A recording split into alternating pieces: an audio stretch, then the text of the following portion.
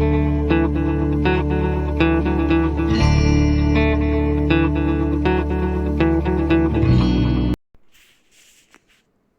بكم حبايبي حبايب قناة توفير وعادة تدوير. كل سنة وانتم طيبين. مولد النبي فاضل عليه يوم او يومين او 3.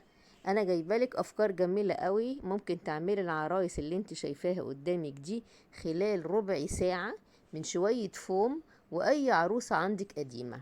وهتلاقي برضو من ضمن الافكار معمولة بالفوم كله. مش مشكلة عروسة ولا اي حاجة، مش شرط ان انت يبقى عندك عروسة، انت ممكن تنفذيها بورق الفوم بس زي القطاط اللي انت شايفاها كده، من غير ما تحتاجي ان يبقى عندك عروسة اصلا، اللي هي العروسة الصغيرة اللي بتيجي هدية دي.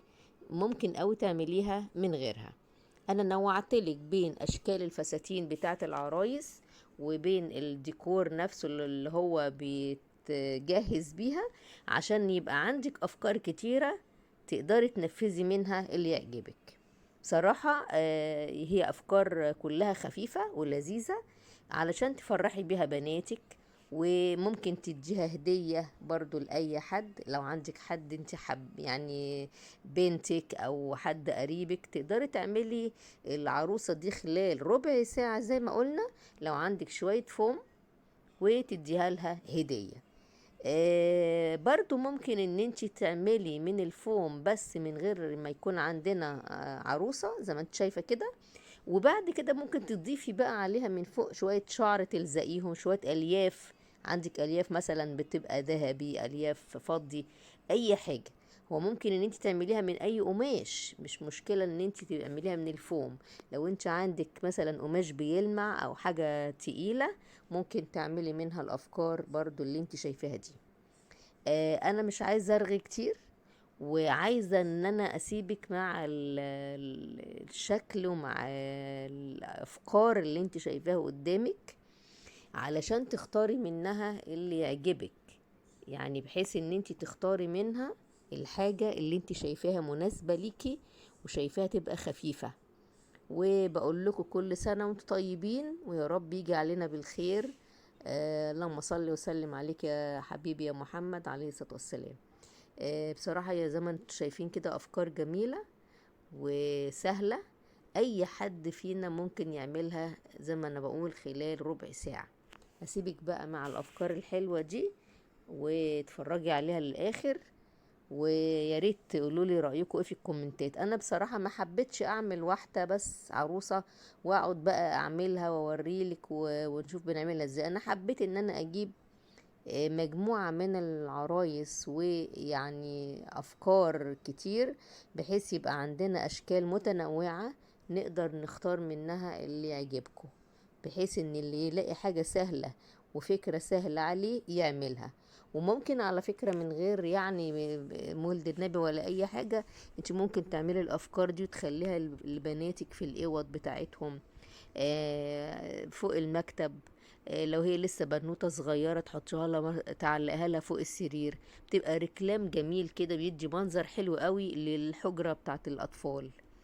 بتبقى منظر حلو جدا بالنسبة للشكل كديكور. لو انت تعمليها على كبير، يعني انت ممكن ما تعمليهاش على عروسة صغير، لا اعمليها على حجم كبير، تديكي منظر جميل جدا في الأوضة، وتديكي شكل ديكوري حلو جدا. بقولك كل سنة وانتم طيبين، وربنا يعودوا بالخير عليكم يا رب. ومعلش انا مقصرة في تنزيل الفيديوهات، علشان بس انتوا عارفين كنت بنقل البيت، ويعني معلش بقى الوقت مش ما عنديش يعني سماح ان انا يعني اعمل تحميل واعمل مونتاج للفيديوهات. عندي افكار كتير جدا جدا، وعندي حاجات حلوة قوي قوي قوي لسه موجودة ما عملناهاش وما عملتلهاش مونتاج وفيديوهات كتيرة، ولكن الوقت مش مسامح. بقول لكم كل سنة وانتم طيبين يا رب، ويعود علينا بالخير. مولد النبي يا رب يجي بكل خير عليكم جميعا وعلى الأمة الإسلامية. وبقول كل سنة وانتم طيبين لكل صحابي وحبايبي اللي سبتهم ونقلت محافظة تانية.